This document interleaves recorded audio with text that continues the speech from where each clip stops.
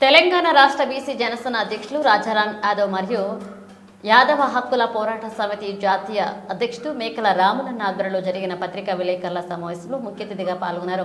తెలంగాణ రాష్ట్ర బీసీ ఐక్యవేదిక అధ్యక్షులు బేరి రామచంద్ర యాదవ్ తెలంగాణ రాష్ట్ర కాంగ్రెస్ ప్రభుత్వంలో ఒక యాదవ కురుమ గొల్లలకు మంత్రి పదవి దక్కలేదని సోమాజిగూడ ప్రెస్ క్లబ్ లో పత్రికా విలేకరుల సమావేశాన్ని ఏర్పాటు చేయడం జరిగింది.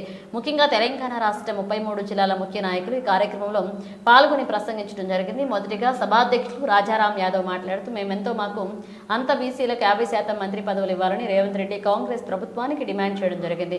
అందులో ఎస్సీలకు 4 మంత్రి పదవులు ఇవ్వడం సంతోషదాయకం. తమాషా ప్రకారం బీసీలకు కూడా 50% మంత్రి పదవులు దక్కాల్సి ఉంది. కాంగ్రెస్ మేనిఫెస్టో ప్రకారం 42% మంత్రి పదవులు మరియు నామినేటెడ్ చైర్మన్ పదవులతో అవకాశాలు కల్పించాలని డిమాండ్ చేయడం జరిగింది. బీసీలకు ముఖ్యంగా యాదవ సామాజికానికి అన్యాయం చేయడం జరిగిందని కాంగ్రెస్ పార్టీ పూనుకుందని నిరసనగా ఈ పత్రికా విలేకరుల సమావేశం ఏర్పాటు చేయడం జరిగింది.